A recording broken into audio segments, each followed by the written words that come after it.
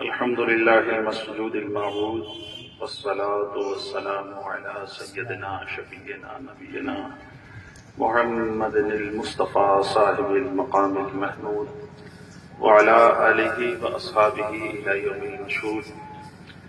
أما بعد فأعوذ بالله من الشيطان الرجيم بسم الله الرحمن الرحيم. قال الله تبارك وتعالى ما آتاكم الرسول فخذوه وما نهاكم عنه فانتهوا. آمنت بالله صدق الله مولانا العلی العظیم.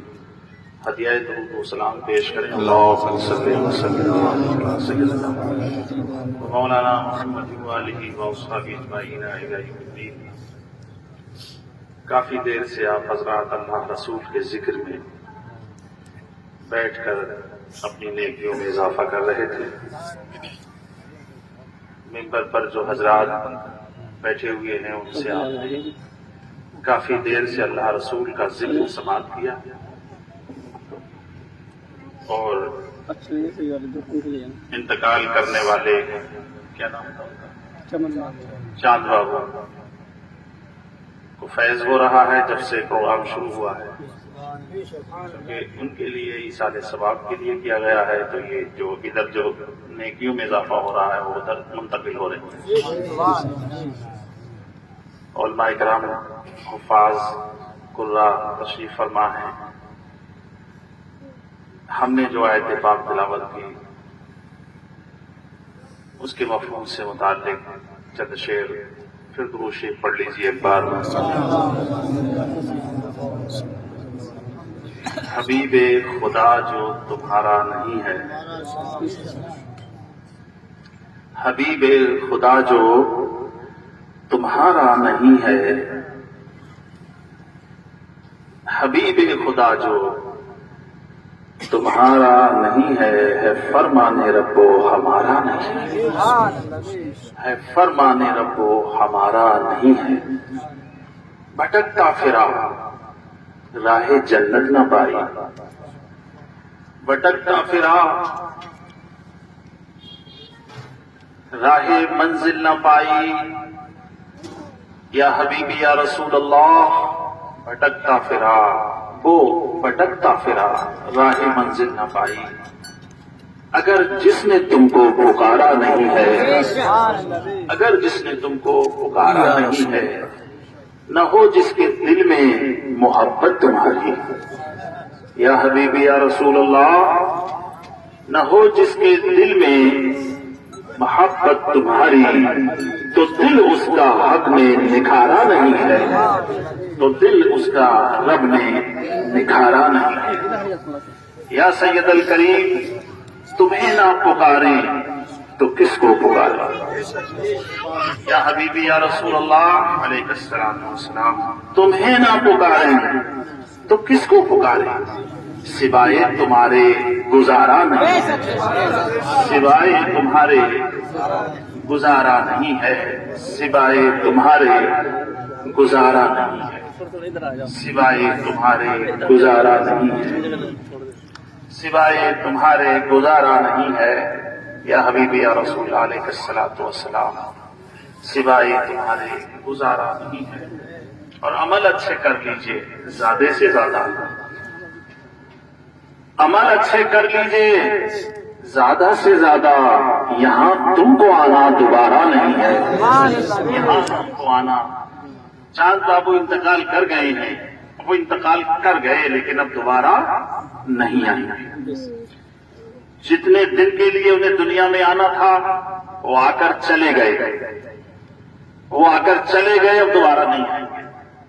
اس لیے ہم نے کہا ہے عمل اچھے کر لیجئے زیادہ سے زیادہ، عمل اچھے کر لیجئے زیادہ سے زیادہ. یہاں تم کو آنا دوبارہ نہیں ہے، یہاں تم کو آنا دوبارہ نہیں ہے، یہاں تم کو آنا دوبارہ نہیں ہے. جو چلتے ہیں محمود حکم نبی پر، جو چلتے ہیں محمود حکم نبی پر، دو عالم میں ان کو خسارہ نہیں ہے، دو عالم میں ان کو خسارہ نہیں ہے، دو عالم میں ان کو خسارہ نہیں ہے۔ آپ نے جس آیت پاک کو سماعت کیا تھا، اس کو ہم نے موضوع تقریر بنایا۔ رب کریم فرماتا ہے، اے رسول یعنی میرے محبوب، اے میرے بندو، جو تمہیں حکم فرمائے اس پر عمل کرو، جو دیں وہ لے لو، جو فرمائے اس پر عمل کرو، اور فرمایا جس سے یہ منع کر دیں اس سے دور رہو، اس سے الگ رہو، اس سے بچتے رہو۔ یہ دو جملے ایسے ہیں۔ اس آیت سورہ حشر کی ایک آیت کا ٹکڑا تھا جو تلاوت کیا، اس ٹکڑے میں دو جملے ہیں، ایک تو حکم ماننے کا ہے، ایک نہ ماننے کا۔ جس سے منع فرمائے، اگر کسی بھی مسلمان نے اس آیت کے اس حصے پر عمل کر لیا وہ کامیاب ہو گیا۔ اس کو پھر کامیابی سے شیطان اور اس کی ضروریت ہرگز روک نہیں سکتی، اس لیے کہ اس کو وہ منزل مل گئی جو کامیابی کی منزل ہے، وہ منزل اس کو عطا ہو گئی ہے جو کامیابی کی منزل ہے، جو کہ اس نے اپنے حبیب کے حکم پر عمل کر لیا، اب اسے کوئی روک نہیں سکتا کامیابی سے۔ یہ بڑے ادب والے تھے، میرے پاس شاید 2 بار گئے تھے قاری زبیر صاحب کے چچا، جن کا یہ انتقال کے بعد 40ویں کا اہتمام کیا۔ ان کی محبت سے، مجھے ان کی محبت عقیدت کی وجہ سے، بنگال کا پروگرام تھا، میں نے اس پروگرام کو کینسل کیا۔ میں نے کہا پروگرام تو بات کو بھی ہو جائے گا لیکن 40واں بات کو نہیں ہوگا، کیونکہ ان کی تمنا تھی، ان کی خواہش تھی۔ ادھر پھر مفتی اخلاق صاحب، ان کی تمنا مدرسہ میں لے جانے کی تھی، ایک ہی سفر میں دونوں جگہ حاضری دعا۔ ان کی عقیدت کی وجہ سے میں نے، حالانکہ پوسٹر چھپ چکا تھا اس میں نام پڑ چکا تھا،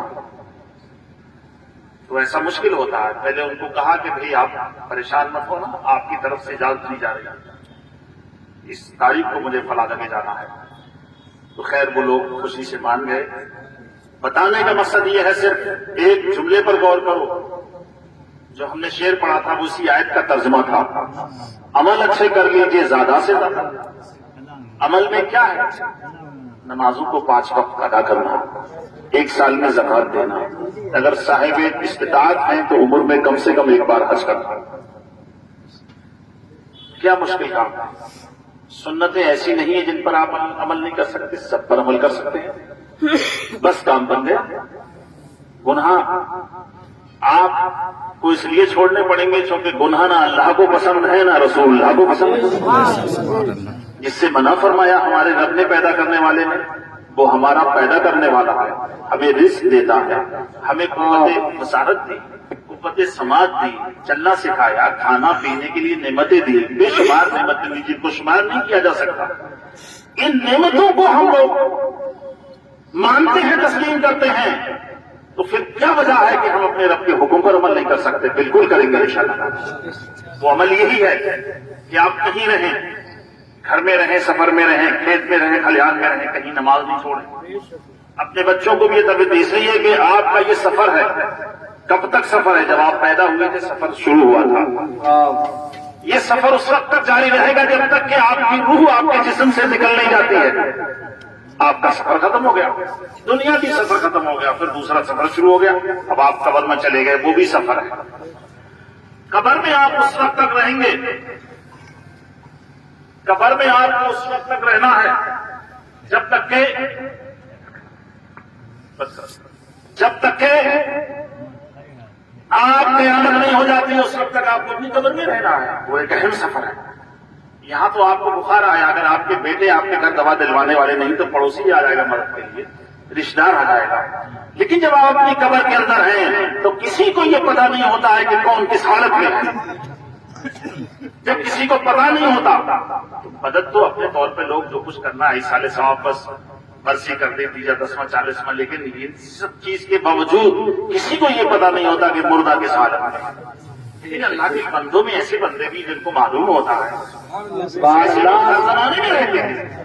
مشائخ طریقت، صاحبان اہل معرفت ایسے ہوتے ہیں، وہ چاہے تو اس چیز کا پتہ لگا سکتے ہیں کہ مرنے والا کس حالت میں ہے۔ سبحان اللہ، سبحان اللہ۔ یہ چیز سنیوں کے علاوہ اور کہیں نہیں ہے، یہ چیز بھی صرف اہل سنت والجماعت کے اندر ہے، بھابھیوں میں نہیں، دو بندیوں میں نہیں، رافضیوں میں نہیں، خارجیوں میں یہ چیز کہیں ہے نہیں جو کہ پہلے ایمان اس کے بعد یہ چیز، ولایت اس کے بعد ہے۔ ارباب ولایت کو پتا ہوتا ہے کہ اس حالت میں، تو بتانے کا مقصد یہ ہے کہ ہمیں ایسے سفر سے گزرنا ہے جہاں کسی کو پتا نہیں ہوگا کہ آپ کس حال میں، لیکن ولی اللہ کو پتا ہوتا ہے۔ آپ کو تو یہی پتا نہیں کہ ولی اللہ ہے کون۔ اب آپ جس کو بتا دیتے ہیں آپ اس کو سمجھ لیتے ہو۔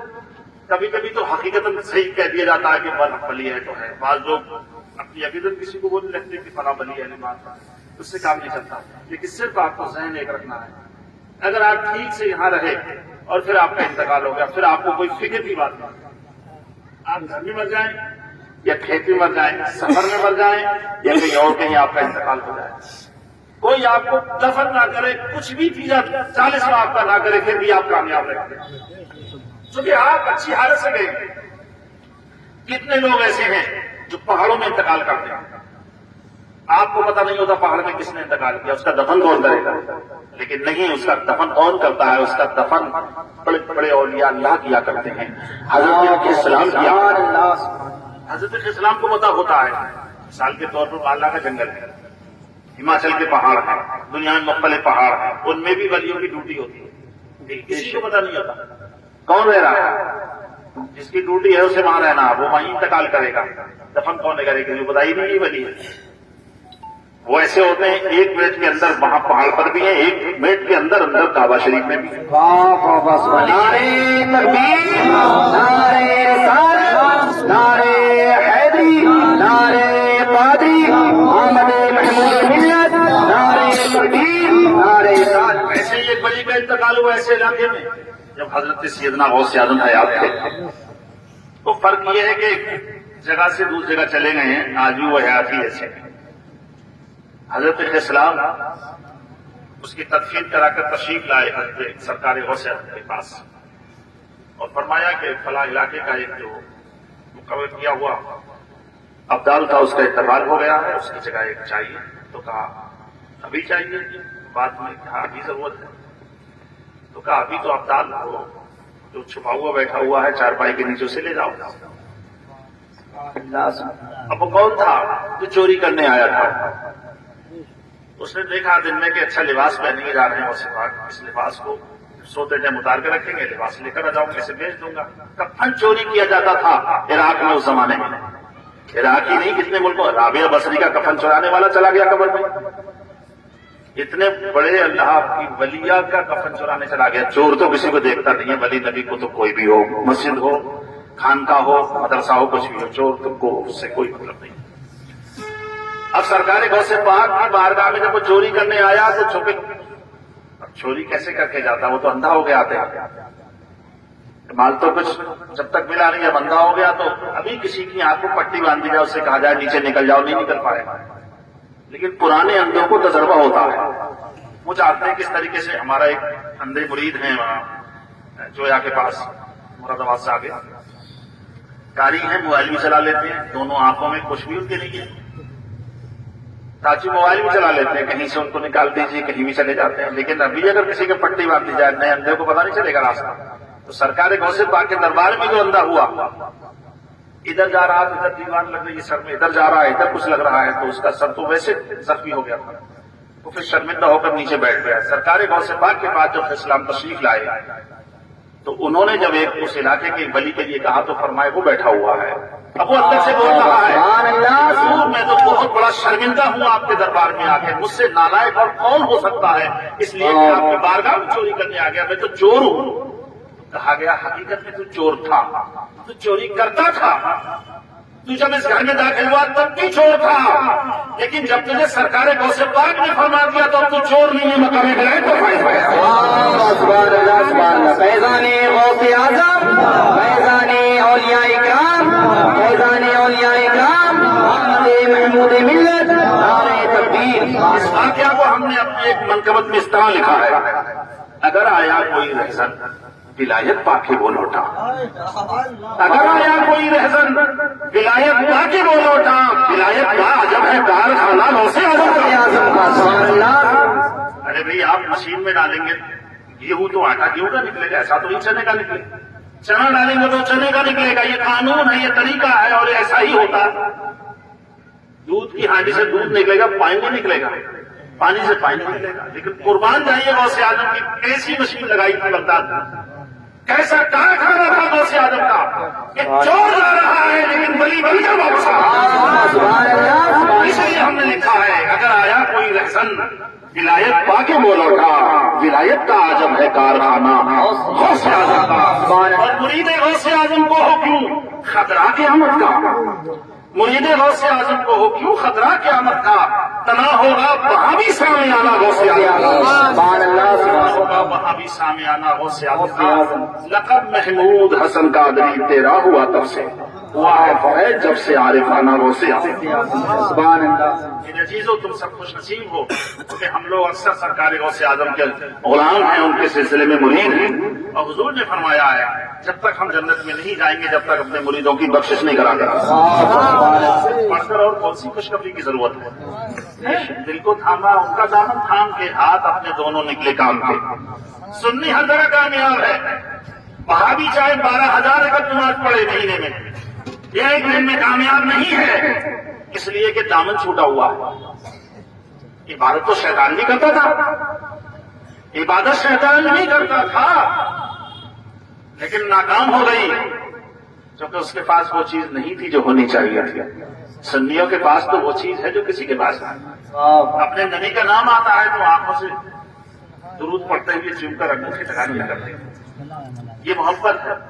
اور بھابھی جب ہمیں دیکھتا ہے تو اس کا منہ ٹیڑھا ہو جاتا ہے کہ اس نے کیسے کر لیا.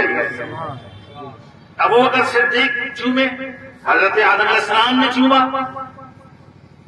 مجددین نے چوما، اقطاب عالم نے چوما، تو وہ کیا ان سے بڑھ کر کون ہو سکتا ہے؟ اہل سنت اس راستے پہ چلتے ہیں جو کامیابی کا راستہ ہے. اہل سنت کے اندر ادبیت اسلام پڑھتا ہے تو اپنے نبی کو کھڑے ہو کر پڑھتا ہے. وہابی کی اماں مر جاتی ہے جب یہ دیکھتا ہے یہ کھڑے ہو کر سلام کیوں پڑھ رہے ہو؟ ارے کم وقت تیرا استاد آئے گا تو بیٹھا نہیں رہ سکتا، تو سلام بیٹھا بھی کسی کا استاد ہے تو شاگرد بیٹھ کر سلام کرے گا فوراً کھڑا ہو جائے گا. یہ تو سستا شاگردی کی بات ہے. وہ اللہ کا حبیب جس کی وجہ سے زمین آسمان پیدا ہوئے جب اس پر سلام پڑے تو بیٹھ کر. لیکن دشمن چل جاتا ہے، مر جاتا ہے، اس سے کوئی فرق نہیں پڑتا. اہل سنت بادب لوگ ہیں، اولیاء کرام کے ذریعے وہ نبی تک پہنچتے ہیں اور نبی کے ذریعے پھر خدا کی بارگاہ میں مقبول ہو جاتے ہیں. اللہ کی بھی ضرورت ہے. لہٰذا بس آپ سے یہ گزارشات چند کلمات تھے. رب کریم مرحوم کی مغفرت و بخشش فرمائے، آپ سب کو صراط مستقیم پر عمل کرنے کی توفیق رفیق عطا فرمائے. کھڑے ہو کر ادب سے صلاۃ و سلام پڑھ لیا جائے. مصطفیٰ